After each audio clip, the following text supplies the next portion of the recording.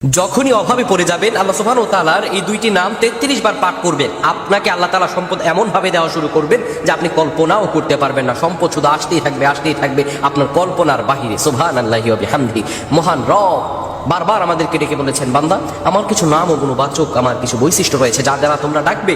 আপনি যদি এই দুইটি নাম 33 বার পাঠ করতে পারেন, এমন ভাবে সম্পদ আপনার আসা শুরু হবে যে এগুলো গণনা করেও আপনি শেষ করতে পারবেন না। সুবহানাল্লাহ। গায়বী খাজানা থেকে আপনাকে রিজিক দিয়ে ভরপুর করে দিবেন। যারা দীর্ঘদিন ধরে ঋণগ্রস্ত আছেন, বিভিন্ন অভাবগ্রস্ত আছেন, খারাপ অবস্থায় আছেন, আপনারা এই আমলটা করেন, আল্লাহ তাআলা আপনার সব দোয়া কবুল করে নেবেন। প্রিয় বন্ধুগণ আমার, রব্বুল আলামিন সূরাতুল আল আরাফে বলেন, ওয়ালিল্লাহিল আসমাউল হুসনা فادعوه بها وذروا الذين يلحدوا في أسمائه سيجزون ما كانوا يعملون।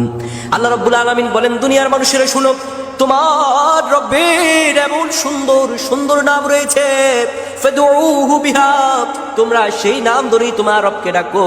ওয়াদারুল্লাযীনা ইউলহিদু ফি আসমাইহি, তাদেরকে বর্জন করো যারা তোমার রবের নামকে বিকৃত করে থাকে, তাদেরকে তোমরা বর্জন করে দাও যারা বিকৃত করে। আল্লাহ রাব্বুল আলামিন তাদের সম্পর্কে ভালোই খবর রাখেন।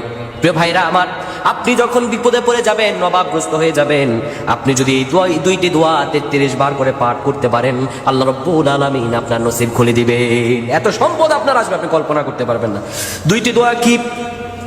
এক নাম্বার আপনি বলবেন, ইয়া রাউফ ইয়া রাউফ ইয়া রাউফ, 33 বার পাঠ করবেন। 33 বার পাঠ করার পরে এরপরে আপনি পড়বেন, ইয়া রাজ্জাক ইয়া রাজ্জাক ইয়া রাজ্জাক। এটাও 33 বার পাঠ করবেন। দুটি দোয়া আপনি 33 বার পাঠ করবেন। এক নম্বরে ইয়া রাউফ, দুই ইয়া রাজ্জাক ইয়া রাউফ ইয়া রাজ্জাক। এই দুইটি দোয়া যদি 33 বার আপনি পাঠ করতে পারেন, আল্লাহর উপর ইস্তেকামাত করে, রব্বুল আলামিন আপনাকে এমন পরিমাণে সম্পদ দিবেন, আল্লাহ নিয়ামত পেয়ে মস্তকটা নত হয়ে যাবে। সুবহানাল্লাহ। আল্লাহ নিয়ামত পেয়ে আপনার দিলটা খুশি হয়ে যাবে। আল্লাহ এই জন্য বলছেন, বান্দা হতাশ হবে না। ওয়ালা সাউফা ইউতিকা রাব্বুকা ফাতারদা, আর রব তোমাকে শীঘ্রই এত নিয়ামত দিবেন ফাতারদা, তুমি খুশি হয়ে যাবে, মস্তক নত হয়ে যাবে আপনার। এই জন্য ধৈর্য, আল্লাহ রব্বুল আলামিনের কাছে চাইতে হলে আপনার ধৈর্য ধারণ করে চাওয়া লাগবে। রব্বুল আলামিন আপনাকে সেইভাবে রহম দিয়ে ভরপুর করে দিবেন। আল্লাহ তাআলার কাছে আপনার সেইভাবে চাইতে হবে। মহান রবের কাছে যদি হৃদয়ের আকুতি ভরা চাওয়াটা আল্লাহ তাআলার কাছে চাইতে পারেন, আমার রব আপনাকে কবুল করতে দেরি করবেন না। আপনার রিজিক খুলে যাবে, আপনার বরকতে আপনি ভরপুর হয়ে উঠবেন, আপনার অন্তরটা প্রসারিত হয়ে যাবে ইনশাআল্লাহ।